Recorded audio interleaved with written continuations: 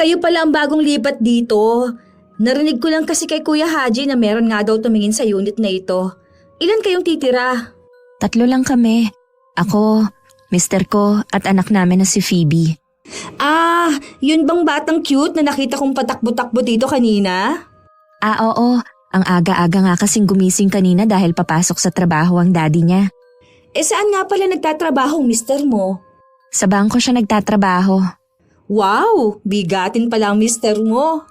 Hindi naman. Siya nga pala, dyan sa Unit A lang kami nakatira. 4 naman kami dyan. Call center agent sa Maynila ang asawa ko at lingguhan lang ang uwi. Kaya kami lang ng 2 kong anak ang laging nandyan. Ang layo naman ng trabaho ng asawa mo. Bakit hindi na lang kayo doon mangupahan? Dati sa Tondo kami nakatira sa mga biyanan ko. Kaya lang ang hirap makisama. Kaya sabi ko sa asawa ko, bumukod na lang kami. Taga rito naman kami ng pamilya ko. Matagal na siguro kayo dito, no? Ay, oo. Kami ang unang umupa dito. Swerte nyo, dito kayo napadpad. Mabait ang landlord natin. Oo nga. Mukhang mabait si Kuya Haji. Alam mo, matagal ng biyudo yun. Talaga? Kaya pala siya lang ang nakausap namin nung maghanap kami ng mauupahan. Naku, napahaba na ang kwentuhan natin. Hindi pa pala ako nakakapagpakilala. Ako nga pala si Cora. Ako naman si Dayan. Sige, maiwan na kita ha. May ginagawa ka yata. Kapag may kailangan ka, puntahan mo lang ako sa unit ko. Ang problema sa mga inggitera tingin lagi sa'yo kakumpetensya sa lahat ng bagay. Kung ano makita gustong gayahin kahit mabaon sa utang. Sa huli ikaw pa ang palalabasing masama at puro panlalait pa ang lalabas sa bibig. Iwasan ang mainggit at matuto na maging masaya sa tagumpay ng iba. Magandang araw, Miss Gwen. Isa rin po ako sa masugid na taga-subaybay ng inyong channel. Ako nga pala si Dayan. 30 years old, may asawa at may isang anak. Mula kami sa probinsya ng Samar ng asawa ko. Pero kasalukuyan kami nakatira dito sa Cavite dahil sa trabaho niya. Dahil sa pakikinig sa inyong channel, nainganyo na rin ako na magpadala ng sulat hangon sa aking karanasan. Gusto ko lang ibahagi ang isang pangyayari sa buhay ko sa dati naming inupahan. Sana magsilbing aral to sa mga taong hindi mapigilan ng inggit sa katawan. Napa-enroll mo na ba si Phoebe? Baka sa 1 linggo na. Nag-iisip kasi ako kung dito na lang natin siya ipa-enroll. Ay, di ba nag-usap na tayo sa bagay na ito? Bakit nagbago na naman ang isip mo? Kasi medyo malaki ang babayaran mo. Tapos half day lang din ang pasok. Pagdating na lang siguro ng grade 1 natin siya papasukin sa private school. Huwag nating ipagkait sa bata magandang edukasyon. Iba kasi kapag nasa private school lang anak natin. Maganda rin naman ang sa public Ay siguro noon. Pero ngayon kasi iba na ang turo. Marami na rin ang matitigas ang ulo at hindi kayang kontrolin ng mga teacher. Subukan lang natin. Huwag na. Tsaka ako naman ang bahala sa tuition fee ng anak natin Nahihiya kasi ako na wala man lang akong ambag sa'yo. Ano bang klaseng katwiran yan? Asawa naman kita. Obligasyon ko na buhayin kayo. Sige na nga. Sabayan ko na papapasukin si Phoebe. Ay, maiba nga pala ako. Kumusta naman ang maghapon nyo dito ng anak natin? Ayos lang naman. Tama nga yung landlord, tahimik naman dito. Tsaka sa araw, halos walang tao dahil mga nasa trabaho ang mga umuupa. Swerte na nga rin tayo dahil nakahanap tayo ng mura lang na paupahan. Hindi naman natin kasi kailangan ng malaking bahay. Tama lang to sa atin. Oo nga. May nakilala na nga ako dito Yung sa Unit A nakatira. Call center sa Maynila, nagtatrabaho ang asawa. Sila lang ng mga anak niyang naiiwan sa kanila. Mabuti, meron ka na agad kakilala. Hindi ka na masyadong maiinip. Kilala mo naman ako, hindi naman masyadong nakikipag-usap sa mga kapitbahay Mas gusto kong gumawa dito sa loob ng bahay at magpahinga pagkatapos. Mabait naman ba yung nagpakilala sa yung kapitbahay natin? Okay naman siyang kausap. 1 beses ko pa lang siyang nakausap kaya hindi ko masasabi kung talagang mabait. Sa bayan ko na nga lang in-enroll si Phoebe gaya ng gusto ng asawa ko. Binayaran ko na rin ng buo ang tuition fee at pati ang mga libro na gagamitin. Babalik na lang ako 1 linggo bago ang unang araw ng pasukan para naman sa orientation. Dumaan na rin ako sa palengke para makabili ng ulam namin para sa 1 linggo. Pagdating sa bahay, hinayaan ko muna maglaro si Phoebe sa harapan ng tinutuluyan namin habang inaayos ko ang mga pinamili ko. Ilang sandali lang lumabas na rin ako para tingnan ang ginagawa niya. Nakita ko naman si Cora na lumabas ng unit nila. Lumabas rin pala kayo kaninang mag-ina? Halos sabay lang tayo eh. Kararating lang din namin. Oo, galing kaming bayan. Namili na rin ako ng ulam namin para sa 1 linggo. Ako naman, kinumpleto ko na mga gamit ng mga anak ko. 2 linggo na lang kasi pasukan na. Grabe ang mamahal na mga school supply ngayon. Yung mga anak ko ubod pa ng arte. Gusto sa mall pa bibili. Pamahal na nga talaga ang bilihin ngayon. Anong grade na nga pala sa pasukan ng anak mo? Sina Aisha at Ram kasi grade 3 at grade 4 na sa pasukan. Kinder pa lang sa pasukan si Phoebe. Si Ma'am Susan ang magiging teacher niya. Hindi ko pa alam kung sinong magiging teacher ni Phoebe eh. Sa orientation ko pa malalaman. Dito na nag-aaral ang mga anak ko, kaya kilala ko na mga teacher dyan. Sa bayan ko kasi in-enroll ang anak ko. Buti tinanggap kayo sa Central. May eskwelahan naman dito sa atin.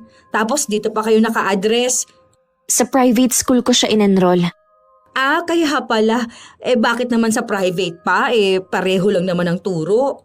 Ang asawa ko kasi ang nagdesisyon nun. Buti kaya ninyo ang tuition fee. Sabi ng asawa ko, hindi naman daw ganun kalaki ang sahod ng bank teller. Sapat naman para sa pangangailangan namin. Para sa akin mas magagaling pa rin ang mga teacher sa public dahil mga pasado sa board. Sa private, kadalasan dyan, kagagraduate lang. Hindi lang naman kasi kalidad sa pagtuturo ang gusto namin sa isang eskwelahan. Sa public kasi, maliban sa marami ng estudyante, aminin natin ang dami ng pasaway at hindi na makontrol ng mga teacher. Hindi rin. Nasa bata naman yun. Mga anak ko, sinasabihan ko na lumaban kapag meron ng bully sa kanila. Ginagalang ko naman ang opinyon mo sa bagay na yan. Kami kasing mag-asawa, priority namin kung saan mapapabuti ang anak namin. Wala naman akong kakaibang napapansin kay Cora maliban sa pagiging madaldal niya. May pagkatsismosa din siya dahil lahat ng buhay ng mga nakatira sa ibang unit na ikwento na niya. Maging kung saan sila nagtatrabaho at kung magkano ang sinasahod nila. Maging ang mga dating nakatira doon at kung ano ang dahilan ng pag-alis. Tuwing umuwi ang asawa ko, nababanggit ko sa kanya ang usapan namin ni Cora. Kita ko agad na hindi niya gusto ang ginagawa ng kapitbahay namin. Ayaw kasi ni Mark na pinag-uusapan ang buhay ng iba. May pagkatsismosa pala ang kapitbahay natin. Mag-iingat ka sa pagkukwento sa kanya. Baka mamaya pagtalikod mo, ikaw naman ang ichismis niya sa ibang tao. Hindi naman ako nagkukwento tungkol sa personal nating buhay. Kung meron siyang ikukwento, totoo naman at wala akong masamang sinabi sa kanya. Maliban na lang siguro kung ibang ikukwento niya sa ibang tao. Naalala mo bang sinabi ni inay noon? Ang chismosa daw, kapatid ng inggitera. Sa tingin ko naman, walang dapat ikainggit si Cora sa atin. Mas kumpleto pa nga siya ng gamit sa atin eh. Nakita ko kasi nung minsang dinalhan ko siya ng ulam. Di mabuti. Minsan makipagkwentuhan ka rin sa kanya. Nabanggit niya kasi na parang suplado ka. Alam mo naman na hindi ako mahilig makipagkwentuhan eh. Mas gusto ko pang makipaglaro sa anak natin at mamasyal tayong 3. Sinabi ko nga na pagod ka kako sa trabaho kaya kapag nandito ka, hindi ka lumalabas. Maiba nga pala ako. Naglalambing ang anak mo. Nagpapabili ng bike. Safe naman dito magbike sa loob ng compound. Ikaw ang bahala kung gusto mo siyang bilhan. Mag-ayos na kayo mag-ina. Sa labas na lang tayo kakain at bibili na rin tayo ng bike. Kaya ikaw ang paborito ni Phoebe eh. Kahit ako ang lagi niyang kasama dito sa bahay. Lahat ba naman ang gusto niya ibinibigay mo agad? Nag-iisa lang namang anak natin si Phoebe. Walang masama kung ibibigay natin kung anong gusto niya. Ang swerte ng anak natin. Kaya natin ibigay sa kanya ang mga pangangailangan niya. Minsan kasi, naaawa ko sa ibang bata. Lalo na yung mga nasa lansangan. Gusto ko rin kasing iparana sa kanya mga bagay na hindi ko naranasan nung bata ako. O sige na, mag-aayos na kami para makaalis na tayo. Nakita pa kami ni Cora na umalis ng bahay. Tinanguan ko lang siya bago kami tumalikod at naglakad palayo. Bago kami nakabili ng bike, ang dami muna naming ginawa. Natagalan rin kami sa pagpili kaya gabi na kami nakauwi. Kinabukasan maaga palang gumising na si Phoebe para masakyan na ang bagong biling bike niya. Bumangon na rin ako para mabantayan siya habang natutulog pa si Mark. Ang ganda naman ng bike ni Phoebe. Kahapon niyo ba yan binili? Oo. Matagal na kasi niyang hinihingi na bilhan siya ng daddy niya eh. Mura lang siguro yung ganyan ano. Bala ko rin kasing bilhan si Aisha eh. Hinihintay ko lang umuwi ang asawa ko. Nasa 7,000 lang naman ang ganyang kaliit na bike. Oo nga pala, mura lang pala. Matibay kaya ang ganyan. Gusto kasi ng anak ko, Barbie din ang design. Siguro nasa paggamit din. Kapag nakita yan ng dalawa, nako, sigurado, kukulitin ako na bumili na. Wala pa ba silang naging bike dati? Meron na. Kaya lang sa tagal nasira na. Kailan nga palang uwi ng asawa mo? Sa Sabado daw siya uuwi eh. Nagkasakit kasi ang biyenan kong babae kaya hindi siya nakauwi nung nakaraan. Siya nga pala, nakumpleto mo na ba ang gamit ni Phoebe? Oo, halos sa school naman galing ang gamit niya. Oo nga pala. Sa iba nga pala siya papasok. Nandyan ba ang asawa mo? Oo, natutulog pa. Kaya palang aga ninyong lumabas na mag-ina Ayaw siguro maistorbo. Ito kasing si Phoebe gusto nang sakyan ng bike niya. Kaya lumabas muna kami. Maya-maya lang papasok na rin kami para magluto ng almusal. Nagluluto ka pala ng almusal? Kami kasi pandesal lang. Ayoko kasing sanayan ng mag-ama ko na walang almusal. Kaya talagang asikaso ko sila sa pagkain. Sige. Papasok na rin nga ako. Ipagluluto ko na rin ng dalawa para maiba naman ang almusal nila sa umaga. Makalipas nga ang 1 linggo, nakita ko may ginagamit ng bike ang dalawang anak ni Cora. Hindi tulad ng kay Phoebe, walang design ng sa kanila. Nang makita nga ng anak ko ang dalawa, nilabas na rin ito ang bike saka nakipaglaro. Nagwalis-walis na rin ako sa harap ng bahay habang binabantayan ng mga bata sa paglalaro. Lumabas naman si Cora at lumapit sa akin. Nandyan ba ang asawa mo? Wala. May pinuntahan siya at mamaya pang hapon ang uwi. Bakit? Akala ko nandyan. Manghihiram lang sana ako ng sibuyas at bawang. Naubusan kasi ako. Tinatamad ako na pumunta sa tindahan. Sige, ikukuha lang kita. Sasama na ako para makita ko naman ang loob ng bahay ninyo.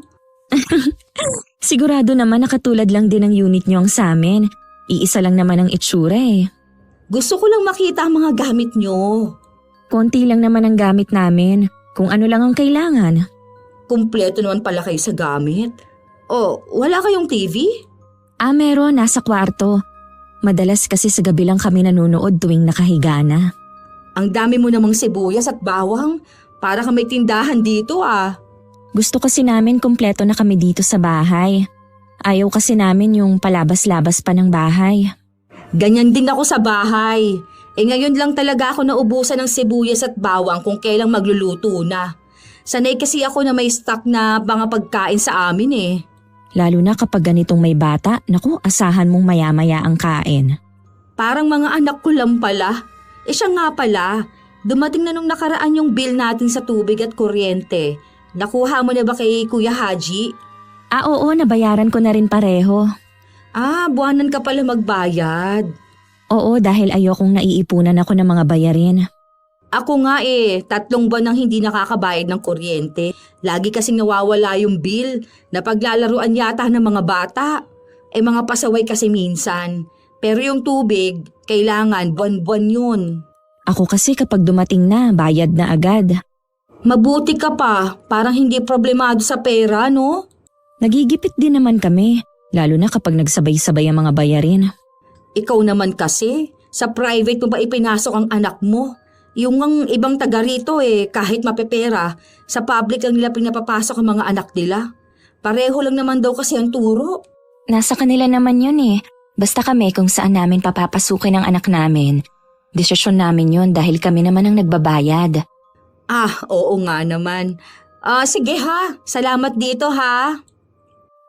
Nang mga sumunod na araw, nasundan pa ang panghihiram sa akin ni Cora ng sibuyas at bawang. Hanggang sa naging regular na ang panghihiram niya ng mantika, asin, paminta, toyo at suka. Minsan pa nga kape at asukal. Nagugulat na lang ako na may dala na siyang mug na may mainit na tubig. Minsan ako naman ang naubusan ng bagoong. Magtatanong sana ako kung meron siya kaya nagpunta ako sa kanila. Bukas ang pintuan nila at naririnig ko ang iyakan ng 2 bata. Mukhang nag-away ang mga to dahil pinapagalitan ng ina. Buwisit talaga kayo! Wala na nga tayong bigas sa isasaing, nag-aaway pa kayo! Bahala kayo magutom! Tutal mga pasaway naman kayo! Bigla akong napaatras ng hakbang at hindi na lang tumuloy. Sa tindahan na lang ako nagtanong at baka merong tinda. Mabuti na lang meron pang natitirang 1 bote si Aling Cynthia. Mabuti meron pang natira. Kami lang kasi ang gumagamit ito eh. Madalang lang kasing may naghahanap. Hindi ko po kasi napansin na ubos na pala yung sa amin. Ikaw ba umuupa din ka na, Haji? Opo, malapit lang kami kina Cora. Malapit ka pala sa babaeng inggitera na yon. Po, bakit nyo naman nasabi yan? Mukha naman pong mabait si Cora. Siyempre, bago ka lang dito kaya mabait siya sa'yo. Ang laki pa nga ng utang niya dito eh. Kaya hindi yung makalabas dahil natatakot na singiling ko. Baka po wala pang pera yung tao. Hindi na siya magkakapera kahit kailan. Baon sa utang ang babaeng yun eh. Ilang buwan na rin na hindi nakakabayad sa upa sa bahay. Kaliwat kanan din ang utang sa mga taga rito. Hindi ko po alam na baon pala siya sa utang. Paano nga kasi? Lahat ng makitang meron ng ibang tao gusto niya meron din siya. Uutang para makabili. Ganun po ba? Hindi ko po kasi alam ang tungkol sa ugali niyang yan. Nako, mag-iingat ka sa babaeng yun. Sa umpisa lang siya maayos makisama. Oras na hindi ka na niya masabayan at hindi makuha ang gusto, sisiraan ka na sa ibang tao. Salamat po sa paalala. Sige po, Aling Cynthia. Magluluto pa po kasi ako eh. Hanggang sa makauwi ako, iniisip ko pa rin ang mga sinabi ni Aling Cynthia sa akin. Naalala ko rin ang narinig kong sinabi ni Cora sa mga anak na wala na silang sasaingin. Kaya naman pagkatapos kong magluto, dinalhan ko sila ng ulam. Nagdala na rin ako ng bigas sa kanila. Bukas pa rin ang pinto ng bahay nila. At naglalaro ang 2 bata sa tapat. Agad nilang tinawag ang ina nang makita nila ako. Nakasimangot pa nang lumabas ang ina. Pero biglang nagbago ang mood nito nang makita akong may dalang mangkok ng umuusok pang ulam. Nag-abala ka pa talaga. May bigas pa talaga ha. Narinig kasi kita kanina na wala nang sasaingin. Kaya dinalhan na kita. Masama kasi ang pakiramdam ko eh. Kaya hindi ako makapunta sa palengke ngayon para bumili ng bigas namin. Hinihintay ko rin ang asawa ko. Sabi ngayon darating eh. Galing din pala ako sa tindahan ni Aling Cynthia. May binili kasi ako. Meron bang sinabi sa'yo ang matandang yun? Huwag kang maniniwala ha. Mahilig talagang manira yun. Kung totoo naman ang sinasabi, bakit kailangan mong ipagkaila? Kung sangkaterba kung utang ang chismis niya sa'yo, lahat naman nagkakautang, hindi lang naman ako. Baka nga pati ikaw may utang din. Wala naman talaga akong pakialam sa utang mo. Nag-aalala lang ako sa mga anak mo dahil sa narinig ko kanina. Ngayon lang naman nangyari na hindi sila nakakain eh, dahil nga hindi ako makaalis ng bahay. Kaya pala ang papayat nila. Huwag mo sanang masamain dahil sa edad kasi nilang yan, hindi normal ang katawan nila. Sino ka para sabihin yan sa akin ha? Doktor ka ba ha? Hindi, pero... Hindi naman pala eh. Bakit ka nakikialam? Hindi porke dinalahan mo ako ng bigas at ulam at binibigyan mo ako ng rekado ng mga nakaraang araw, may karapatan ka ng makialam sa buhay namin. Pasensya ka na. Hindi naman yun ang intensyon ko eh. Huwag ka mag-alala. Babayaran kita kapag dumating ang asawa ko. Wala yon. Huwag mo na rin akong bayaran, hindi naman ako naniningil eh. Mabilis na rin akong tumalikod at bumalik sa bahay.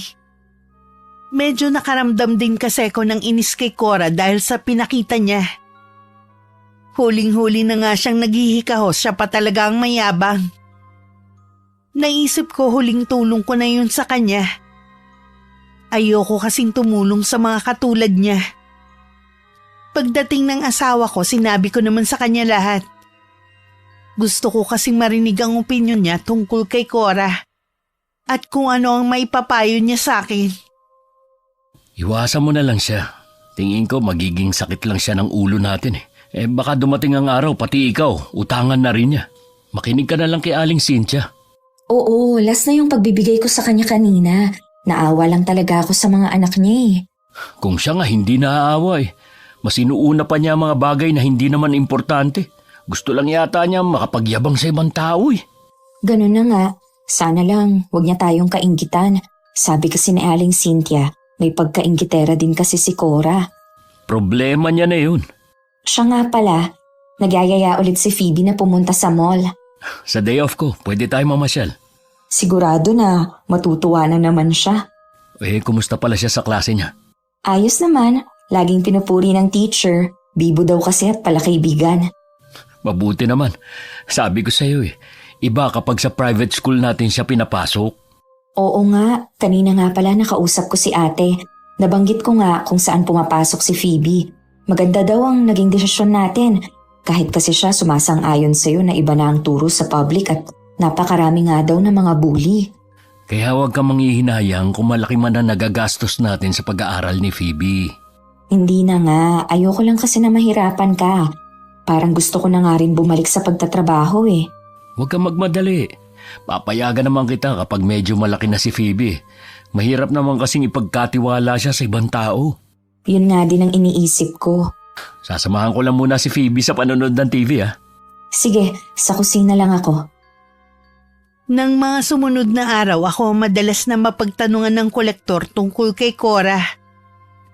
Wala naman akong choice kundi ituro ang bahay niya dahil nauna ko nang nasasabi na kilala ko siya. Kahit nandun lang siya sa loob ng bahay niya, hindi talaga siya lumalabas. Kita na ang pagkainis ng mga naniningil sa kanya pero matigas talaga siya. Nang sumunod na araw, si Aling Cynthia naman ang naniningil sa kanya.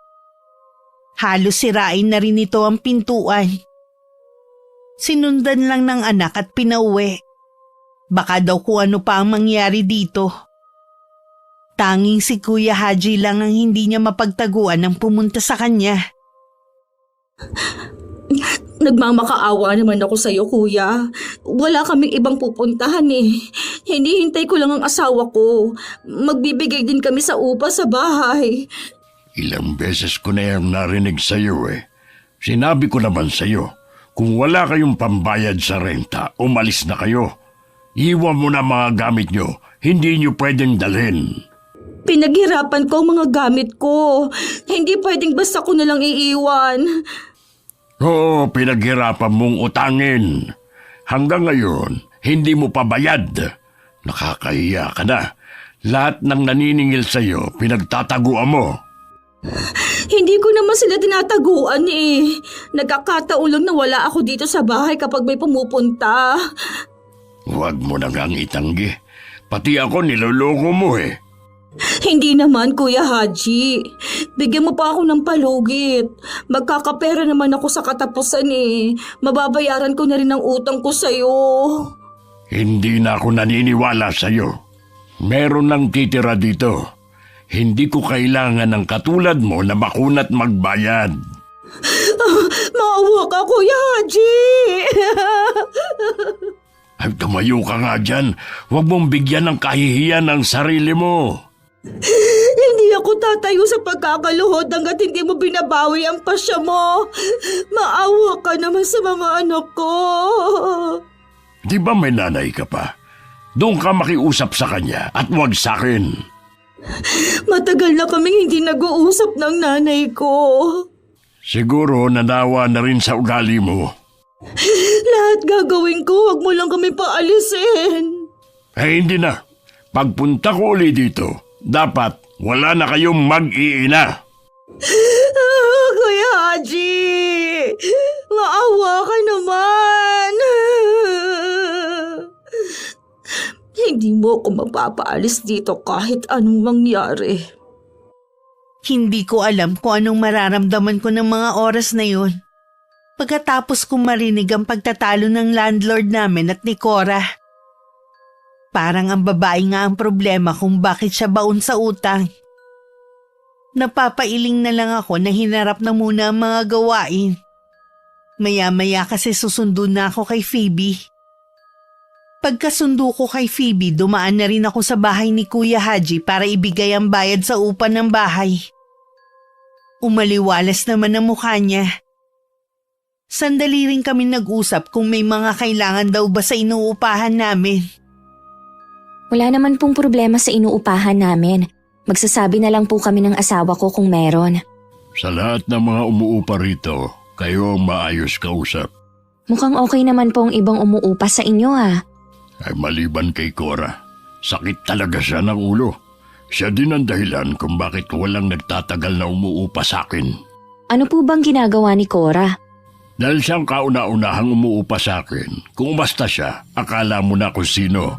Kung hindi niya inuutangan ng mga kapwa niya umuupa, inaaway niya. Nalalaman ko na lang kapag nagpaalam na sa akin ng mga umuupa sa ibang unit.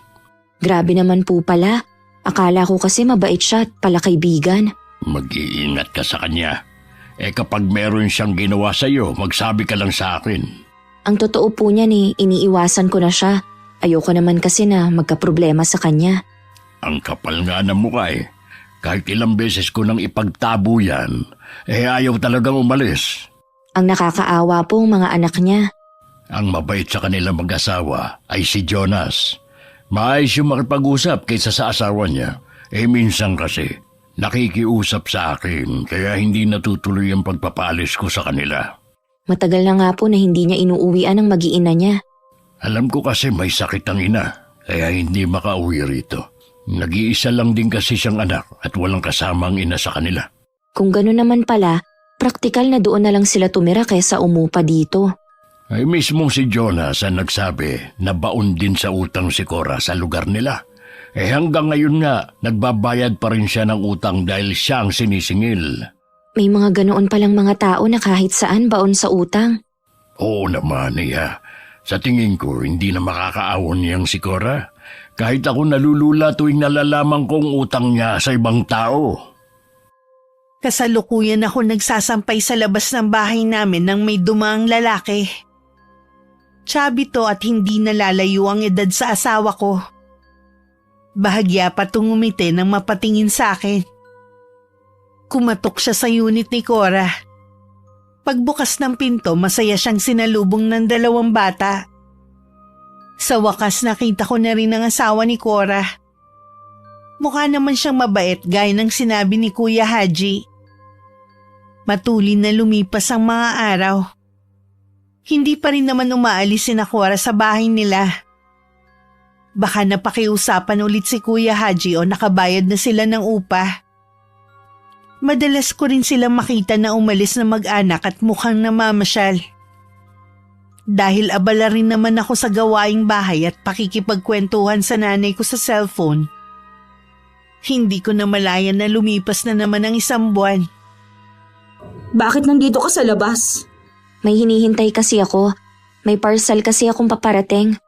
Alam mo, mas okay pa rin na ikaw mismo ang bibili kaysa sa online. Madalas kasi na mali, sira o palpak ang ipadadala sa'yo. Sa tagal ko nang nagpapadeliver, wala pa namang palpak sa nabibili ko. Tinatamad na rin kasi akong lumabas pa. Maselan kasi ako sa mga binibili ko, kaya mas gusto ko na ako mismong makakakita.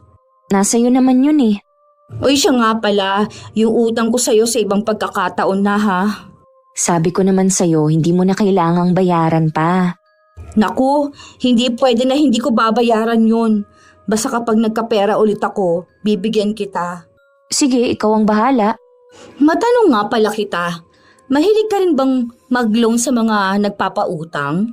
Kahit nun pa, hindi ko ugali na mangutang. Ayoko kasi ng sakit ng ulo.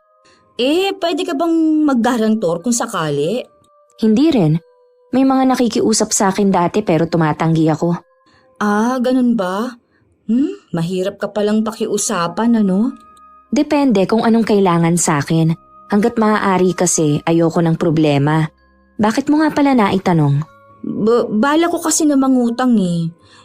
Hati sana tayo. Kailangan ko lang kasi ng garantor eh. Pasensya ka na ha.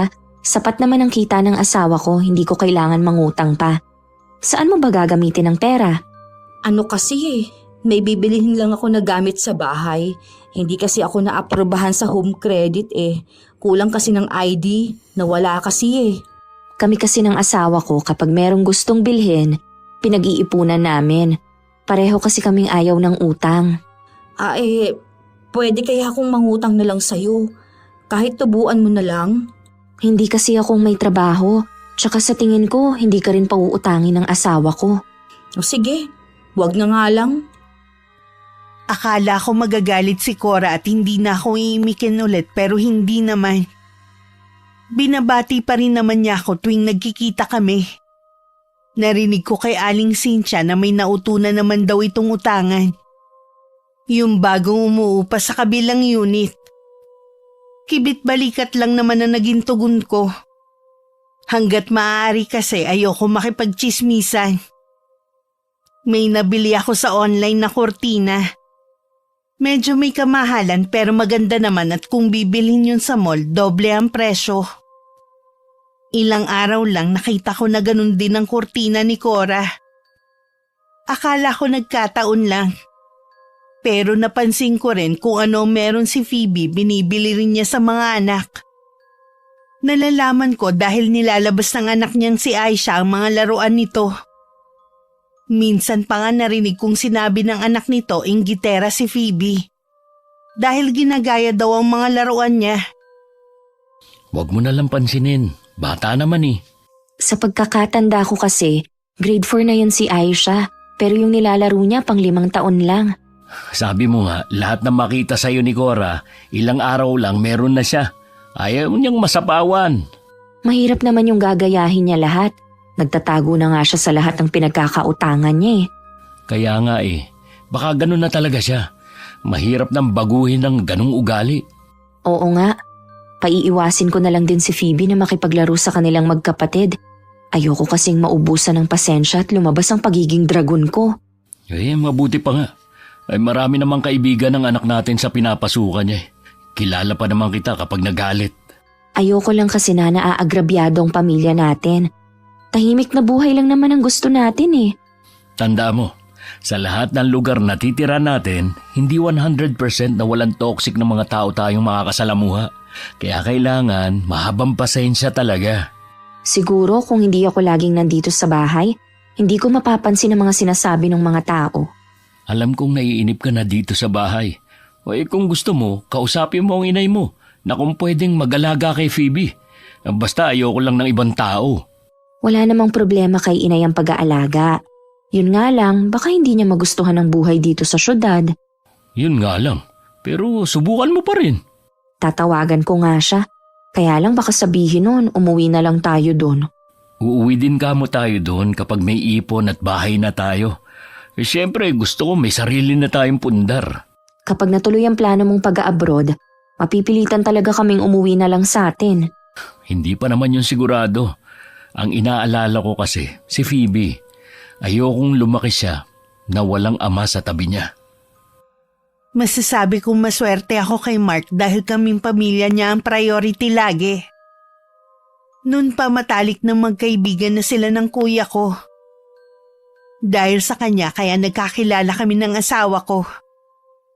Minsan naisip ko na hindi sa lahat ng bagay swerte ang isang tao. Mula kasi nang magsama kami, ilang beses na kami nagpalipat-lipat ng tirahan dahil sa problema sa mga kapitbahay. Naiisip ko nga baka nasa akin ang problema. Baka masyado lang akong pumapatol at hindi na lang habaan ng pasensya. Gaya kay Cora, nakakaramdam na ako ng pagkainis sa kanya. Kahit anong iwas ko, siya naman ang lumalapit. Tulad ngayon, kararating ko lang mula sa paghatid kay Phoebe sa eskwelahan. Gaya ng mga nakagawian ko, dumadaan na ako sa palengke para mamili. Malunggay rice pa lang sinasaing ninyo? Ilang araw niyo yan? 2 linggo namin. Masubukan nga namin yan. Yung bigas sa sinasaing namin mas mahal pa dyan. Maselan kasi ang mga anak ko pagdating sa kanin. Kaya ba ang papayat nila? Ganun na talaga ang katawan ng mga yon. Manang-mana sa akin nung bata ako. Aba, ang dami na palang laruan ni Phoebe nung lumipat kayo wala pa yan Bago kasi lumipat dito, ipinamigay na namin ang mga laruan niya kaya halos wala siyang laruan. Busy yata sa pag-aaral no? Hindi ko na kasi nakikita na nakikipaglaro sa mga anak ko. Mas gusto niyang maglaro mag-isa o di kaya mag-drawing sa kwarto pagka-uwi. Naku, wag mong sanayin na laging nasa loob ng bahay si Phoebe. Dapat sa edad niya natututo siyang makipagkaibigan. Kita mong mga anak ko, lahat kaibigan. Lagi pa silang iniimbita kapag may birthday party dito. Samantalang kayo, ni minsan, hindi pa yata naiimbita. Ayos lang naman, dahil lagi naman siyang naiimbita ng mga kaklase niya. Hindi ba kayo nahihirapan sa pagpapaaral kay Phoebe? Ang mahal pala sa pinapasukan niya, sabi ng kumari ko. Kasi yung kapitbahay niya, doon din pala nag-aaral ang anak. Kaya lang, inilipat din sa public dahil nga pareho lang naman daw pala ang turo. Iba-iba naman kasi ang mga magulang.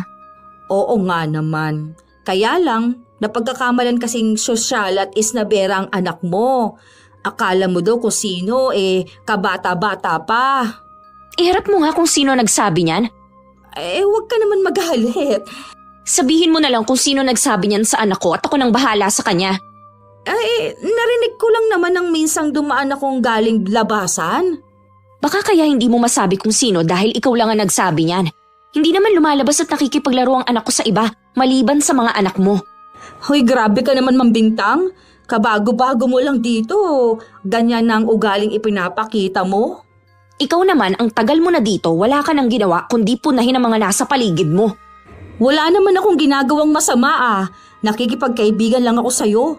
Pasalamat ka nga, kinakausap pa kita. Ako lang ang nagtsatsaga sa'yo Akala mo? Dahil ang tingin sa'yo ng iba, suplada ka at mahirap kausapin. Kita mo nga, wala kang kaibigan. Kung makapagsalita ka, akala mo kilalang kilala mo na ako, no? Sigurado ka ba na wala akong kaibigan, ha? Bakit walang nagpupunta dito sa inyo? Palagay mo naman katulad mong mga kaibigan ko, ha? Mga walang ginagawa sa buhay? Alam mo, ang yabang mo. Porke wala ka lang utang at hindi nahuhuli sa pagbabayad ng upa Ganyan ka na umasta sa akin? Mabuti pa, umuwi ka na lang. Ayokong makipag-usap sa katulad mo. Tingnan ko lang kung maging magaan ang buhay ninyo dito. Huwag mo akong pinagbabantaan. Hindi mo ako kilala. Umiral na naman ang pagiging mapagpatul ko.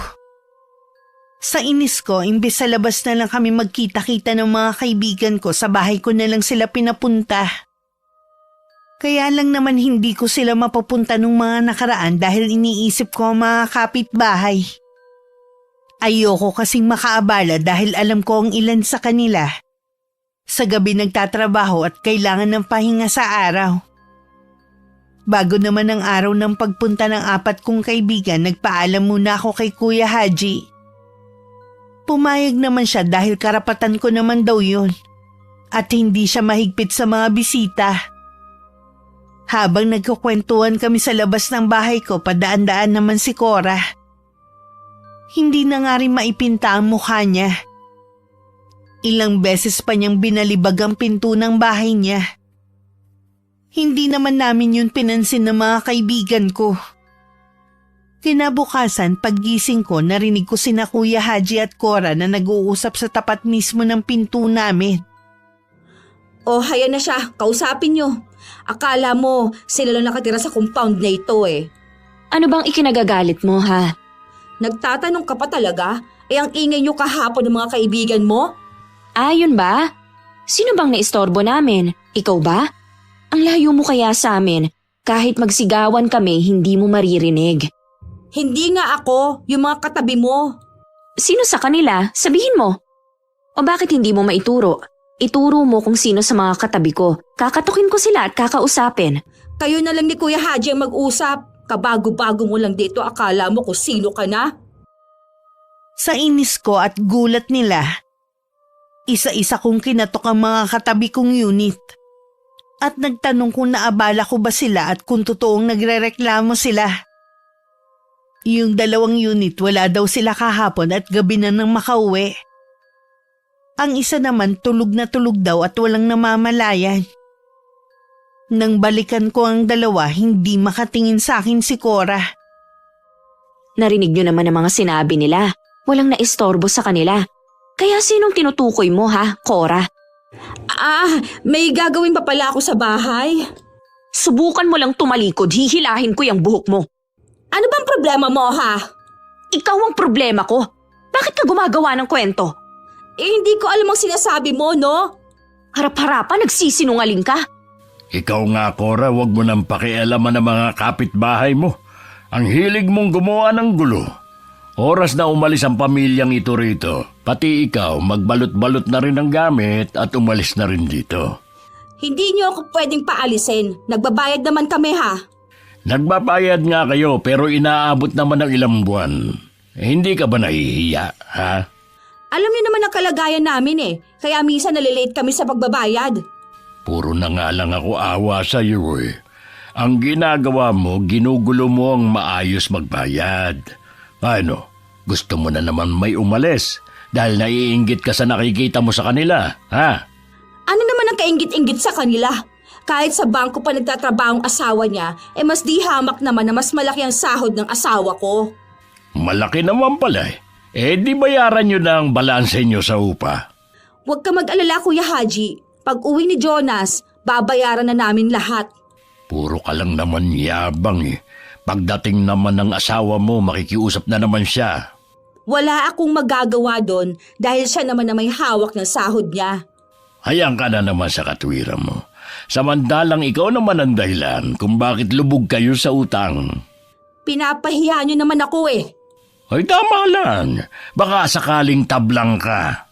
Makauwi na nga. Ang aga-aga ay nasisira ang araw ko. Diyan ka magaling. Gagawa-gawa ng kalokohan. Saka iiwas. Para siyang may sira sa ulo. Ay, ganun talaga ang ugali ng babaeng yun. Kaya kung napapansin mo, ilag sa kanya ang mga umuupa rito. Kung patuloy niya kaming guguluhin, mapipilitan po kaming humanap ng ibang bahay. Huwag naman, Iha. Pagdating ng asawa niya, kakausapin ko para pagsabihan ng babaeng yan. Sige po, umaasa ako na magagawa niyo ng paraan para hindi na kami guluhin na Cora. Kapag nagyayayang gustong magbike at maglaro ng anak ko, dinadala ko na lang siya sa park. Sa hapon sumasabay na kami sa pag-uwi kay Mark. Hanggat kaya ko kasing umiwas, gagawin ko. Pero hindi pala ganun ang nasa isip ni Cora. Minsan ako lang ang nasa bahay. Naisip kong tumambay sa labas. Bumili kasi ako ng maliit na mesa at 2 upuan para tambayan naming mag-asawa. Ilang araw nga lang meron na rin nun si Cora. Naiiling na lang ako at hindi na lang pinansin. Ang kapal ng mga feeling mayaman. Wala naman sariling bahay. Kung hindi siya marunong makisama, dun siya sa malayo. Aanhin mo naman ang maraming pera at nabibili ang gusto. Kung wala naman kaibigan at kakampi, ang lungkot naman ng buhay niya. Oo nga, wala nga pumapansin dyan kapag naglalakad sa labas. Ni hindi nga maimbita ng mga taga rito Paano akala mo kung sino na? Porke sa bangko lang nagtatrabaho ang asawa. Tawag dyan, mayabang. Kita nyo nga ayaw sa public papasukin ng anak, baka daw mabuli. Nukno ka naman ng arte ang anak at maldita pa. Tama lang na mabuli. Gusto nga makipaglaro ng apo ko Sabi ko sa ibang bata na lang. Wag lang sa maarte na yon. Sipain ko pa ang batang yun kapag nakita ko sa labas nang makita niyang hinahanap. Sa tindi ng galit na nararamdaman ko, pumasok ako sa loob ng bahay. Narinig ko pa ang pagtatawanan ng mga to. At malakas pang sinabi ni Cora na duwag naman daw pala ako. Pagbalik ko sa labas, may dala na akong timba na may malamig na tubig. Nakatalikod sila sa akin kaya hindi nila napansin ang paglapit ko. Bago pa sila makaporma, naibuhos ko na sa kanila ang laman ng timba. Sabay-sabay pa silang napasinghap sa malamig na tubig na binuhos ko sa katawan nila. Bakit mo kami binuhusan ng tubig, ha? Baka sakaling matauhan kayo at tumahimik. Tinatamaan ka ba sa mga narinig mo, ha? Oo, dahil alam ko na sadya yung pinaparinig sa akin. Kung ayaw mong marinig na pinag-uusapan ka, umalis ka na dito. Bakit ako aalis? Sa ating dalawa, mas maayos kaming magbayad kesa sa'yo. Mas matagal naman ako dito kaya hindi ako ang aalis. Hindi mo ba talaga ako kayang harapin na mag-isa at nagsama ka pa ng 2 alipores na asal squatter ang mga ugali? Bastos ka! Sinong squatter ang sinasabi mo riyan? Kayong 3, sa lahat ng ayaw kong dinadamay ang anak ko. Sa ginawa ninyo, ginising yung isang bahagi ng pagkatao ko. Totoo naman kasi napapansin nila sa anak mo eh. O bakit ka nagagalit? Mana naman sa'yo yung anak mo. Huwag mong sabihin na pati anak ko, kinaiinggitan mo? Ang kapal mo naman para sabihin yan. Baka ikaw ang naiinggit dahil ikaw itong gaya-gaya. Kung anong makita ng anak mo kina Aisha at Ram, naririnig kong pinabibili rin ng anak mo. Baliktad pa. Matanong kita, sino nga sa atin ang lubog sa utang? Wala kang pakialam sa utang ko. Pwes, wala rin kayong pakialam sa buhay namin. Nahinto ang pagtatalo namin nang biglang dumating si Kuya Haji kasama ang panganay nitong anak. Nagsumbong naman agad si Cora sa ginawa ko sa kanila. May paiyak-iyak pa to, habang ang dalawa naman inaayunan siya. Nagkukwentuhan lang naman kami dito eh. Bigla na lang siya lumapit at pinuhusan kami ng malamig na tubig. Kung ako siguro, mainit na tubig ang ibubuhos ko sa inyo para malapno sa mga mukha ninyo. Ay dito pa talaga kayo nagchichismisan. Bakit siya pa ang kinakampihan? Panoorin mo ang video sa cellphone ko. Sige nga, kahit sino iinit ulo eh. Paanong naipasa agad sa inyo yan? Ganito mga gusto kong sumbong, yung may ebidensya agad. Hindi katulad mo, puro kasinungalingan na sinusumbong para manira. Wala naman kami binabanggit na pangalan eh. Lulusot ka pa talaga. Kayo, Aling Baby at Mona, pinagbabawalan ko na kayong pumunta rito. Doon kayo sa inyo magchismisan. Sige na, buhay na kayo. Sandali lang kayong dalawa. Hindi ko palalampasin ang ginawa ninyo. Nagbanta pa talaga. Napakayabang. Hindi mo yata kilalang asawa ni Mona at ang anak ni Aling Baby. Pulis at kagawad. Narinig mo? Yun lang naman pala eh. Ako ba kilala nyo? Sige na Aling Baby, Mona. Ako na lang ang pupunta sa inyo. Magbihis na kayo baka magkasakit pa kayo dahil sa babaeng ito. Ikaw, Cora, bawal ka na magpapunta ng kahit sino rito. Paano kung nanay at kapatid kong dadalaw? Bawal na rin. Katulad mo rin naman ng nanay at kapatid mo eh. Pumupunta lang dito para manggulo. Grabe naman kayo sa akin, Kuya Haji. Para tayong walang pinagsamahan ito ah. Ay, wag mo na akong dramahan. Hindi mo na ako madadala. Hindi pa tayo tapos ha. Mali ka ng ginawa mo kina Aling Baby at Mona. Lagot ka sa kanila. Mukha ba akong nasisindak ha? Tingnan ko lang kung hanggang saan ang yabang mo. Ilang araw din naging tahimik ang paligid. May mga pagkakataon na tinatangka pa rin pumasok ni na Aling Baby at Mona sa loob ng compound pero maya-maya lang. Dumarating na si Kuya Haji. Tuwing nakikita nila ako, lagi nang nananalim ang mga mata nila. Alam kasi nila na ako ang nagsusumbong sa landlord namin. Sa ginagawa nila, lalo nilang pinag-aalab ang galit sa puso ko. Kaya buo na ang pasya ko sa plano ko kina Aling Baby at Mona. Kumukuha lang ako ng tiyempo kung paano ko isasagawa ang balak ko. Isang umaga kahit walang pasok si Mark, maaga pa rin akong bumangon. Natutulog pa sila nang lumabas ako ng silid namin. Binuksan ko na rin ang pinto para makapasok ang sariwang hangin sa sala. Hahakbang na sana ako papunta sa kusina nang marinig kong may nag-uusap sa di kalayuan. Magkakasama po kami kagabi at wala naman akong kakaibang napansin kay Aling Baby. Kahit ang pamilya niya nagulat sa nangyari. Totoo nga kaya ang sabi ng mga anak niya na baka kinulam ang matanda. Ay, hindi ko alam dahil mahirap naman kasing paniwalaan eh. Malakas nga si Aling Baby. Imposibleng hindi yun dadaing sa mga anak kung may nararamdaman sa katawan. Tsaka, biglaan naman ang pagkamatay niya. At yung paglabas sa mga uod sa ilong at bibig niya paano niyo ipapaliwanag? Sa kanila mo na lang itanong ang bagay na yan dahil hindi ko rin alam. Sino kaya ang gumawa nun kay Aling Baby? Hindi man lang pinatawad ang matanda. Sa dami ng mga nakaaway niya, mahirap na lang basta magturo. Ang hirap pa naman makahanap ng magaling na albularyo sa panahon ngayon. Kailangan pang humanap sa malalayong probinsya. Kaya ikaw, maging aral na sa'yo nangyari kay Aling Baby. Baka mamaya ikaw nang sumunod. Wala naman ako nakakaaway. Lahat naman kasundo ko dito. Ay mahirap paniwala na sinasabi mo. Nagbago na ako. Sana nga. Dahil kapag meron pang nagreklamo sa akin, kahit lumuhod ka uli sa harapan ko, paalisin na kita rito. Sa totoo lang, ni katiting na awa kasi wala na akong nararamdaman sa inyo na mga anak mo. Huwag niyo na maidamay ang mga anak ko. Eh bakit ikaw? Pati anak ni Dayan dinadamay mo. Kung galit ka sa nanay, huwag mo nang idamay ang bata. Wala na nga akong pakialam sa kanila Dapat lang na huwag mo na silang pakialaman. Intindihin mo na lang ang mga utang mo. 1 linggo ang lumipas, si Mona naman na napabalitan nagkasakit at naisugod pa sa ospital. Pero hindi rin naisalba ang buhay nito. Naghatid yun ng takot sa pamilya niya at sa mga kapitbahay. May pagkakahalintulad kasi ang paraan ng pagkamatay nito kay Aling Baby. Ayon sa asawa, pagkatapos mawalan ng buhay, tsaka naglabasan ng mga buhay na uod sa ilong at bibig nito. Naging palaisipan yun kay Cora.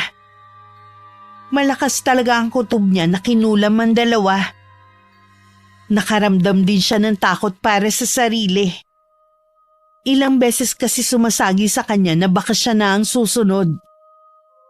Ako ang taong pinaghihinalaan niya dahil sa pagbabanta ko sa kanila noon.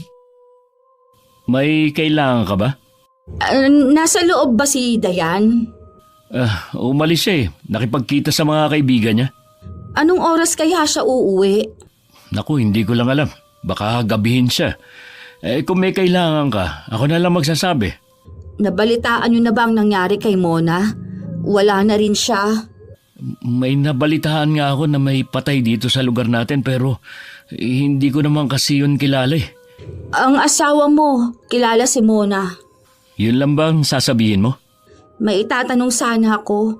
Saan ang probinsya niyo? Ha? Bakit kailangan mo itanong? Wala naman. Gusto ko lang malaman. Pasensya na, hindi ako basta-basta nagbibigay ng impormasyon. Parang probinsya lang? Sa iyo ko nga sabihin Baka naman kasi meron kayong tinatago kaya ayaw mong sabihin. Baka gusto mong sabihin ko kay Kuya Haji na nanggugulo ka na naman dito. Nanggugulo na pala ako sa lagay na to? Sa lahat kasi ng ayoko yung namimilit Sige, hindi na ako magtatanong. Kaya ako lang naman naisipang tanungin ang probinsya ninyo dahil may hinala kami na kulam ang ikinamatay ni Aling Baby at Mona. Ang ibig mo sabihin, kami ang pinaghihinalaan mo na nagpakulam sa kanila? Hindi naman sa ganon. Si Dayan kasi, nagbanta sa amin nun Mukha ba mangkukulam ang asawa ko? Ha? Siya lang kasi nagbanta sa amin nun. Sigurado ka ba dyan? Sa ugali nyo kasi, marami ang pwedeng magbanta sa inyo. Tsaka kayo lang naman ang bago dito Sa totoo lang, nakakaabala ka na. Pasensya na pero umalis ka na. Pareho talaga kayo ng asawa mo. Palalampasin na lang sana ni Mark ang ginawa ni Cora. Kaya lang naisip niya na baka ipagkalat pa nito na mangkukulam ako. Pinuntahan niya si Kuya Haji at sinabi ang problema. Nangako naman ang landlord namin na kakausapin si Cora. Samantala, hindi naman mapakali si Cora sa bahay niya. Malakas kasi ang kutob niya na ako ang nasa likod na nangyari sa dalawa. Nagulat pa siya nang may biglang kumatok sa pinto. Sumili pa siya sa may bintana at nakita si Kuya Haji. Akala ko naman kung sinong kumakatok. May kailangan ka, Kuya Haji? Tinawagan ko na ang asawa mo sa cellphone. Sinabi ko sa kanya na hanggang 1 linggo na lang kayo. Ha? Bakit naman? Ay di ba sabi ko sa iyo, ayoko nang merong magsusumbong sa akin. Sino naman ang gagong nagsumbong sa inyo? Wala naman akong ginagawa eh. Nananahimik lang ako dito sa bahay.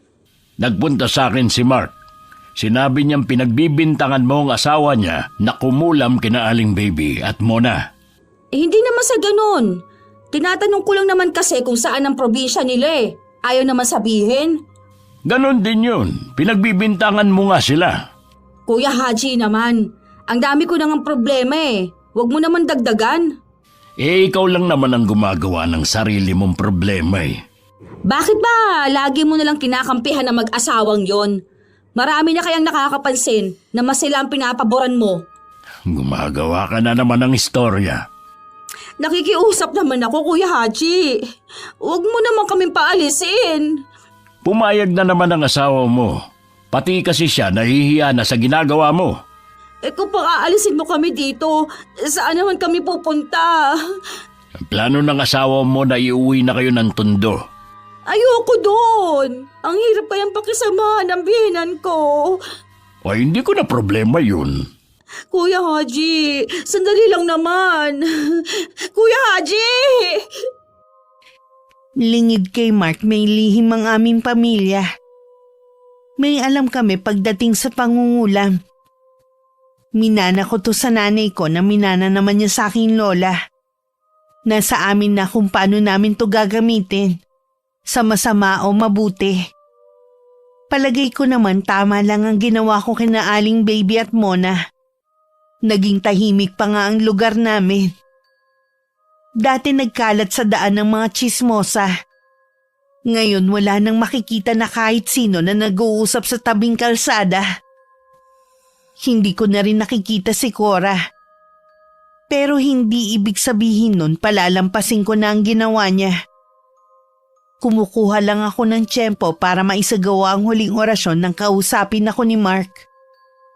Gusto niyang lumipat na kami ng bahay. Nakausap ko yung kaibigan ko. May alam daw siya na malapit sa pinapasukan ni Phoebe. Sa 1 buwan daw mababakante na yun. Bakit naman biglaan yung desisyon mo? Hindi ko lang kasi gusto na nasa paligid lang natin si Cora. Baka may gawin siyang hindi maganda sa inyo ng anak natin. Lagi pa naman akong wala. Hindi naman ako natatakot sa kanya. Alam ko naman yun. Kaya lang, pinaghihinalaan ka niya na ikaw ang nagpakulam dun sa dalawa. Sinumbong ko nga siya kay Kuya Haji. Hanggang salita lang naman yun eh. Wala naman siyang ebidensya. Oo nga. Pero alam mo naman ang mga tao, basta chismis, pinagpepiestahan. Tingin ko kasi, hindi rin naman kayang kontrolin ng landlord natin ang babaeng yun. Kaya mabuti pang tayo na lang ang umalis. Alam mo bang tayo na lang ni Cora ang umuupa dito? Umalis na rin ang mga katabi natin dahil sa kanya. Kita mo na, ilan na ba ang umalis? Pero si Cora, nandito pa rin. Kung yan ang desisyon mo, edi sige. Ikaw na lang din ang kumausap kay Kuya Haji. Sa day off ko, tignan na rin natin yung bahay na sinasabi ng kaibigan ko. Kahit sa labas lang. Ipasyal na rin natin si Phoebe. O sige. Huwag mong sabihin na nalulungkot ka dahil aalis na tayo rito. Hindi naman sa nalulungkot. Kaya lang napapagod na ako sa palipat-lipat natin. Ako rin naman eh. Pero ganito talaga kapag nangungupahan. Ayaw mo naman na umuwi na lang tayo sa atin. Mas marami kasing oportunidad dito kaysa sa probinsya natin. Napansin ko nitong mga nagdaang araw na si Aisha lang ang pumapasok sa eskwelahan at wala si Ram. Hindi naman ako nag-isip na baka may sakit ito. Dati kasi nabanggit ni Cora na tamad ang anak na pumasok. Hindi naman daw niya pinipilit kapag ayaw. Kaya ganun na lang ang gulat namin ni Mark. Nang dumaan sa tapat namin si Cora buhat ang anak habang umiiyak. Nagkatinginan pa kami ng asawa ko at sinundan pa nga niya ito ng tingin hanggang makalabas ng compound. Ano kaya nangyari? Baka naman may sakit si Ram. Kita mo naman ang katawan ng dalawang bata, halos butot balat na lang. Sana naman hindi ganun kagrabe ang nangyari. Nakakaawa pa rin eh. Hayaan mo na lang sila. Hindi na natin problema yun. Nawalan ka na talaga ng amor kahit sa mga bata, no? Kilala mo naman ako kapag nagalit, diba? Wala akong pakialam kung nakakaawa pa ang bata. Ang nakikita ko ang walang yang si Cora. Tingin ko nga sa'yo, para kang tumanda sa lugar na to. Nagkaroon kasi ng kulubot ang noo mo eh. Nakakalimutan ko lang maglagay ng cream sa mukha. Ang dami ko kasing iniisip eh. Konting tiis na lang, aalis na rin tayo dito. Nakausap mo na ba si Kuya Haji? Dumaan ako sa bahay niya, walang tao eh. Sa ibang araw na lang siguro. Isara mo na nga yung pintuan para wala tayong nakikita na dumadaan. Pumasok din muna ako sa banyo at nanalamin. Tama nga si Mark. Nagkaroon ng kulubot ang noo ko. Hindi yun mahahalata sa unang tingin. Ganun ang nangyayari kapag nagsasagawa ako ng orasyon. Huling beses ko na rin naman yun gagawin. Ayoko naman makasanayan ng ganung gawain. Kasalanan pa rin naman yun sa Diyos. Pero ang hirap lang kasing pigilang gumante lalo na may kakayanan naman ako. Kinabukasan ng umaga, lumabas muna ako ng bahay para makasagap ng sariwang hangin. Nang makita kong lumabas din si Cora, tumalikod na ako para pumasok sa loob. Pero tinawag niya ako. Sandali lang naman, Dayan. Kamusta na ang anak mo? Kinakitaan siya ng bukol sa sikmura eh. Sabi ng doktor, kailangan daw operahan eh. Ganun ba? Kapag na-opera naman gagaling na naman ang anak mo. Ang problema kasi, kailangan namin siya ilipat. Wala kasing doktor doon na pwedeng mag-opera eh. Di ilipat ninyo. Ganun na nga lang ang gagawin namin. Umuwi nga lang ako para kumuha ng gamit namin mag-ine. Si Aisha nga, dinala ko muna sa nanay ko. Bahala na kung hindi na muna siya makakapasok. Ganun talaga ang buhay. Lahat ng tao may pinagdadaanan. Dayan, baka naman meron ka dyan kahit magkano. Pandagdag lang sa gastusin namin. Walang-wala talaga ako eh. Pasensya ka na. Pero kapag binigyan kita, ipagkakalat mo pang mayabang ako at kaya kong magbigay ng tulong. Kalimutan na sana natin na nangyari. Paano kung ayaw ko? Masyado naman palang matigas ang puso mo. Matigas talaga. Lalo na kapag dinamay ang anak ko. Hindi ko nakukuhang magpatawad. May anak ka din. Paano kung sa kanya mangyari ang nangyari kay Ram? Kung sa anak mo nangyari na pagsalitaan nyo ng hindi maganda, anong mararamdaman mo bilang ina? Oh, natahimik ka na naman. Patay naman na yung dalawa. Dapat kinakalimutan mo na mga nangyaring yun. Bakit ba kasi lumapit-lapit pa ako sa'yo eh? Ewan ko sa'yo. Nananahimik kasi ako dito basta ka lang lumapit at tinawag ako. Nagbabaka sakali lang naman ako kung makakahingi ako ng tulong eh. Kahit meron ako, hindi kita bibigyan. Sigurado naman ako, kung magkapalit tayo ng sitwasyon, hindi mo rin ako tutulungan. Tahimik lang na umalis si Cora dala ang may kalakihang bag. Hindi ko alam na narinig pala ni Mark ang mga sinabi ko sa babae. Napapailing na lang siya at saka lumapit sa akin. Sana binigyan mo kahit magkano yung tao. Kahit para sa bata lang. Sana ikaw ang nagbigay. Alam ko na masakit ang mga sinabi nila kay Phoebe. Pero dapat, kinakalimutan mo na yun. Alam mo palang masakit Kahit kailan hindi ko siya mapapatawad. Kung hindi mo magagawang magpatawad, sarili mo lang ang pinahihirapan mo. Mabuti pa habulin mo siya at saka mo bigyan. Bakit ba lagi na lang mainit yung ulo mo? Lagi na lang nakakunot ang noo mo. Lagi ka rin nakaangil para bang kaaway mo ko. Pagod lang siguro ako. Hindi mo kailangan puwersahin ang sarili mo dito sa bahay. Magpahinga ka rin. Paano pa kaya kita niyan papayagang magtrabaho kung dito pa lang napapagod ka na? Siguro sa pag-iisip din to. Bakit ba kasi ang hirap makahanap ng lugar na tahimik at walang mga taong pahirap sa buhay? Kung hindi mo na kayang manatili dito, dun muna tayo sa bahay ng kapatid ko.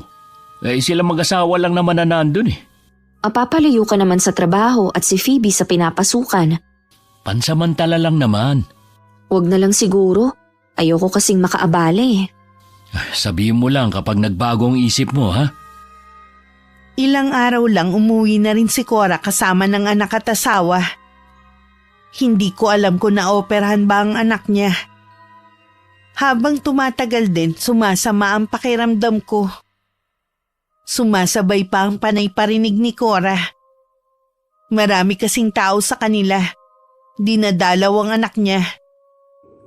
Baka meron na naman magsumbong dyan na marami akong bisita dito. Huwag ka na mag-aksaya ng oras dahil nagpaalam ako kay Kuya Haji, ha? Palibasa kasi, walang nakakaalalang dumalaw. Ang sama kasi ng ugali. Hinintay ko lang na umalis ang mga bisita niya at saka ako nagpunta sa kanila. Bukas ang pinto at nakaupo ang asawa niya sa sofa. Pareho pa silang nagulat nang bigla akong sumulpot sa harapan ng pinto nila. Iparinig mo sa akin ngayon ang mga sinasabi mo. Ano bang sinasabi mo dyan? Kaya ka kinakarma dahil sa ugali mo. Ikaw ang kakarmahin dahil sa ginagawa mo. Bakit? Ano bang ginawa ko na ikinagagalit mo? Kasi nga, hindi ka marunong makisama. Kung ang pagpapautang ang basihan mo ng pakikisama, di bali nang hindi makisama. Ayokong maging katulad mo. Pwede ba? Umalis ka na lang. Huwag mo sirain ang araw namin. Samantalang ako gustong-gusto mong sirain. Dahil lang sa sobrang inggit, yan ang sisira sa'yo. Ilusyonada? Sino ka para kainggitan ko? Lahat ng meron ako kinaiinggitan mo. Kahit anong gawin mo, gayahin mo man lahat ng binibili ko, hindi mo pa rin ako kayang tapatan dahil hindi galing sa utang ang ipinambibili ko. Kaya hindi ako baon sa utang. Buwisit kang babae ka! Umalis ka na sabi! Malakas pa niyang binalibag pa sara ang pinto sa harap ko. Bumalik na lang ako sa bahay namin. Tinitigan ko na lang ang mukha ko sa salamin. Kanina pag alis ni Mark, tinawagan ko si Inay at ipinagtapat ko ang nangyayari. Sabi niya para bumalik sa dati ang itsura ko at hindi tuluyang mangulubot. May kailangan akong bigkasin na orasyon. Nagpaalala din siya na kapag puno ng galit ang puso, baka mas magresulta to ng kapahamakan sa akin. Hindi ko naman na mababawi pa ang ginawa ko kay Cora. Mabuti na rin yun para magtanda siya. Para alam niya na hindi lahat yuyuko sa kanya. Nalaman ko kay Aling Cynthia na hindi naman pala naoperahan ng bata. Niresetahan lang daw to ng gamot. Hindi rin malinaw sa matanda kung ano naging sakit ng anak nito. Para tuloy gusto kong pagdudahan kung para saan ang perang hinihingi ni Cora. Nakausap na rin ng asawa ko si Kuya Haji. Ayaw nitong pumayag na umalis kami. Kakausapin daw niya si Cora. Pero buo na ang pasya naming mag-asawa na lumipat ng bahay. Talaga bang hindi ka titigil, ha? Ano na naman bang sinumbong sa'yo ni Dayan, ha? Walang sinusumbong si Dayan. Nagpaalam na silang mag-asawa na aalis na. Kaya alam ko na meron ka na namang ginawa. Bakit ba akong sinisisi ninyo sa balak nilang pag-alis? OA naman kayo? Wala naman akong ginagawa kundi mag-alaga ng anak kung may sakit eh. Ikaw ang nagdadala ng kamalasan dito sa negosyo ko eh. Tingnan mo nga, wala nang nakatira sa mga unit ko dahil sa'yo. Hindi ko naman kasalanan kung umalis sila, no? Ikaw nga may kasalanan kung bakit umalis sila. Sinabi nila yun bago sila umalis. Ngayon naman, itong mag-asawa na mas maayos pang magbayad sa'yo ang aalis dahil na naman sa'yo. Dapat ikaw ang umalis eh. Maawa naman kayo, Kuya Haji. May sakit ang anak ko tapos palalayasin mo kami. Punong-puno na kasi ako sa'yo eh. Aalis naman kami pero hayaan niyo munang lumakas si Ram. Hindi pa niya kayang bumiyahe.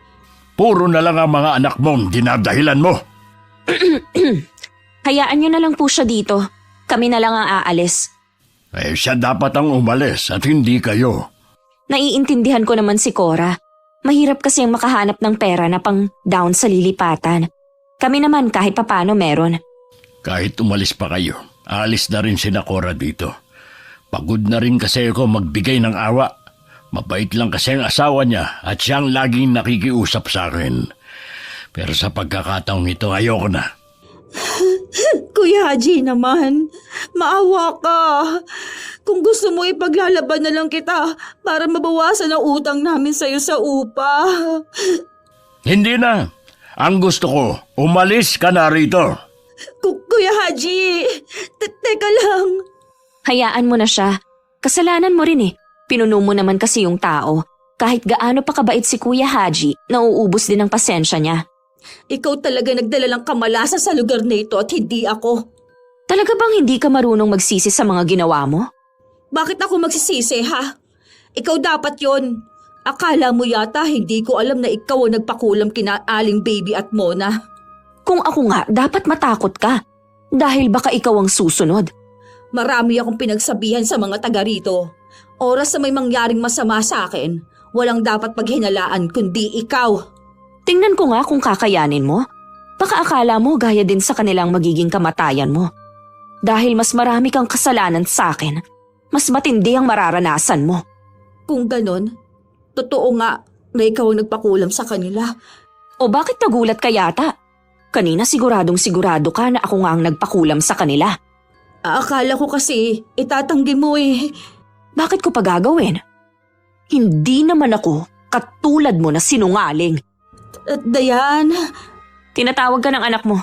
Asikasuhin mo muna. Matamis ko pa siyang nginitian bago ako tumalikod at naglakad pabalik ng bahay.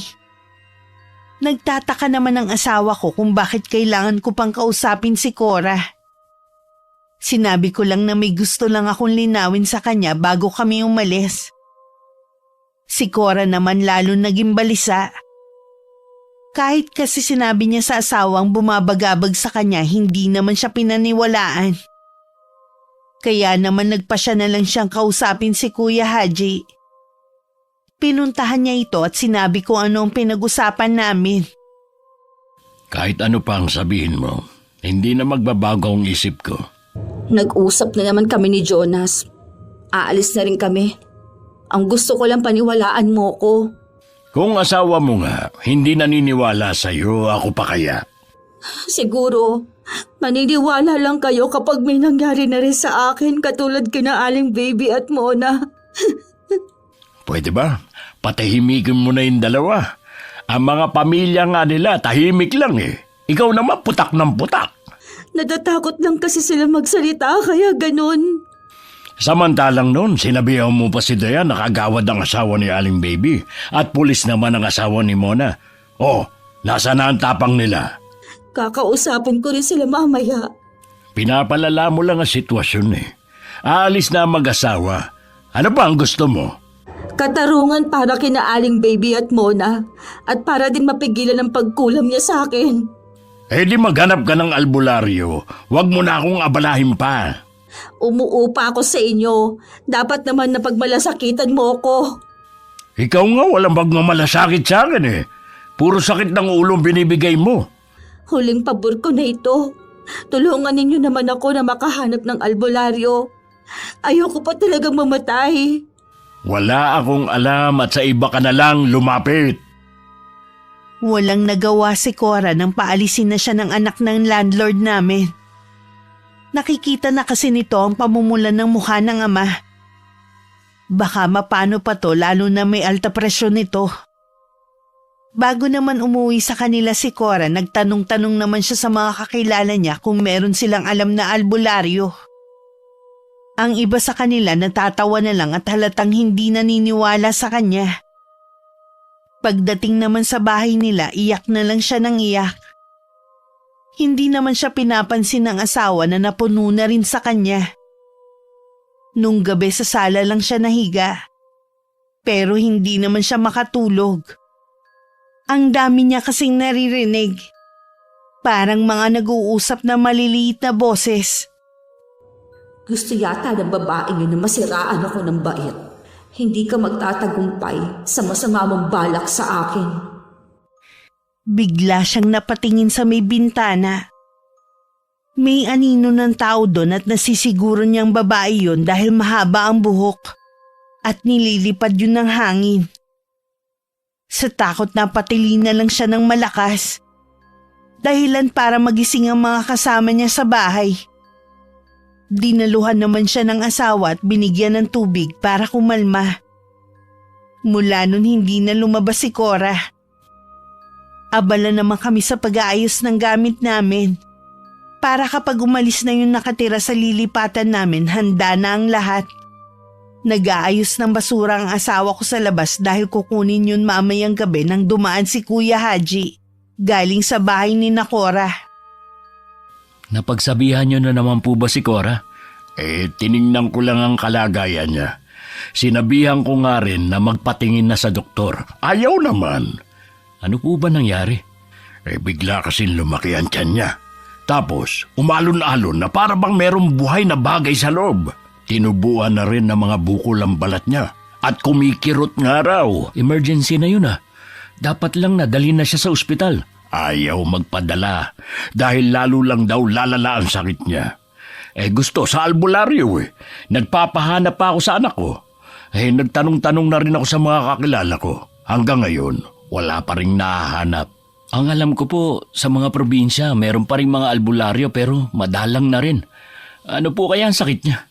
Bakit sa albularyo pa siya magpapagamot? Naniniwala kasi siya na kinukulam siya. Kinukulam? Ewan ko ba kung bakit yun ang naiisip niya. Kung hindi po maipaliwanag ng mga doktor ang sakit niya, pwede nga sigurong kulam. Ang masaklap nga, kayo pa ang pinagbibintangan na gumawa nun sa kanya. Bakit naman kami? Mukha ba talaga kami mangkukulam ng asawa ko? Wala namang naniniwala sa kanya . Kahit ang asawa niya, sinasabi niya lang yun dahil sa matinding inggit sa asawa mo. Inamin kasi ni Jonas na ganyang buhay sa inyo ang pangarap ni Cora. Hindi kami maluwag sa buhay. Maayos lang po ang trabaho ko. Kaya kong ibigay ang pangangailangan ng mag-ina ko. Hindi rin maluho ang asawa ko at hindi rin mahilig mangutang. Sa kagustuhan niya na makisabay sa mga nakikita niya, kasi hodang mabaon pa siya sa utang. Kahit kami pa ang pinagbibintangan niya, hangad ko pa rin ang paggaling niya. Hindi talaga ako nagkamali ng pagkakakilala sa inyo. Alam ko na mabuti kayong tao. Sayang nga lang, kailangan niyo nang umalis. Gusto rin sana namin dito. Yun nga lang, hindi na po matatahimik ang asawa ko. Naiintindihan ko naman. At saka, matatagalan pa ang pag-alis nila rito. Nakakaawa naman kung sa ganyang kalagayan paalisin ko. Sa inyo ko na lang din paabot ang konting tulong sa kanila. Wala naman ako naging reaksyon na magkwento si Mark sa nangyayari sa kapitbahay namin. Sa gabi naririnig namin ng malakas na sigaw ni Cora at ang pagpalahaw nito ng iyak. Mas napaaga rin ang pag-alis namin sa bahay na yun. Kahit na nakalipat na kami, hindi pa rin ako mapakali. Nakukonsensya na siguro ko dahil sa ginawa ko. Tinawagan ko si inay. At sinabi niya na luluwas siya para matingnan ako. Marunong din kasi manggamot si inay. Pag-uwi ni Mark ng hapon, nagkwento siya na nagkita sila ni Kuya Haji. Napag-usapan din daw nila ang kalagayan ni Cora. Nagpapasalamat nga raw siya at nakita niya ako. Malala na daw si Cora. Sa pilitan na nga raw siyang dinala sa doktor. Pero lalong lumala ang kondisyon niya. Parang gusto na nga daw niyang maniwala na kinukulam ito. Hanggang ngayon ba hindi pa rin sila nakakahanap ng albularyo? Hindi pa nga daw. Nawawalan na nga daw ng pag-asa ang pamilya niya. Nagpapaalam na nga daw at humihingi na ng tawad sa mga nagawa niya ng masama. Kung himala nga daw na makita tayo, ipinapaabot na lang niya ang paghingi ng tawad. Di ba ang inay ko marunong manggamot? Baka pwede niyang gamutin si Cora. Baka hindi na rin siya umabot. Sabi kasi ni Kuya Haji, hindi na nakakapagsalita o nakakarinig si Cora. Bulag na rin daw to. Malay natin umabot pa ang inay. Huwag tayong mawala ng pag-asa. O sige, tatawagan ko si Kuya Haji. Sana gumaling na siya para mabigyan pa siya ng pagkakataon na makapagbago. Masyado pang bata ang mga anak niya para mawalan ng ina. Yun nga rin ang iniisip ko . Nang dumating si inay at pamangking ko sa bahay, nasa trabaho pa ang asawa ko. Hindi ko na napigilan na umiyak sa kanya dahil sa ginawa ko. Nangako naman siya na gagawin lahat para gumaling si Cora. Nag-chat lang ako kay Mark na nandito na si Inay. Pagdating, hindi pa man siya nakakapagpahinga, sinamahan na niya si Inay kina Cora. Nagpaiwan na lang ako dahil walang mag-aasikaso kay Phoebe at sa pamangkin ko. Nagawa naman pagalingin ni Inay si Cora. Kahit matagal na nung huli siyang nakapanggamot. Ginawa daw niya yon para sa akin para matahimik na ang kalooban ko. 1 linggo rin na malagi si Inay sa amin. Bago sila umuwi sa probinsya namin. Sabi nga pala ni Kuya Haji, umalis na doon si Cora. Baka daw gusto natin bumalik sa paupahan niya. Mas okay na dito. Tahimik at malalayo ang kapitbahay. Tsaka ayoko na rin balikan ng mga masasamang alaala doon. Ayoko na rin umalis dito, kahit hindi kasing bait ni Kuya Haji ang landlady natin. Oo nga. Sana magbago na si Cora. Baka sa susunod hindi na siya swertehin. Sigurado yun. Ang una niyang dapat alisin, yung pagiging inggitera niya. Wala talagang maidudulot yun na maganda. Magkakaroon lang siya ng kaaway. Pinayuhan ako ni Inay na ilihim na lang sa asawa ko ang sekreto ng pamilya namin. Nasisiguro naman daw niyang natuto na rin ako na wag basta-basta gagamitin ang aking nalalaman sa karunungang itim. Sa ngayon lumipat na naman kami ng inuupahang bahay. Ganito siguro kapag walang sariling bahay. Palipat-lipat kung saan magustuhan. Hindi na rin natuloy ang plano ko na magtrabaho. Maliban sa pag-aasikaso ko sa aking pamilya, pakikinig na lang sa inyong channel ang pinagkakaabalahan ko. Labis ako nagpapasalamat sa may kapal. Dahil hindi niya ako inayaan na tuluyang maging masama. Kahit hanggang ngayon pinagsisisihan ko pa rin yun. Dahil sa bugso ng damdamin nakagawa ako ng malaking kasalanan. Wala talaga may dudulot ang paghihigante kundi pagsisisi din bandang huli. Salamat po sa pagbasa ng sulat ko, Miss Gwen. At mabuhay po ang inyong channel. Wakas. Hi! Kayo pala ang bagong lipat dito. Narinig ko lang kasi kay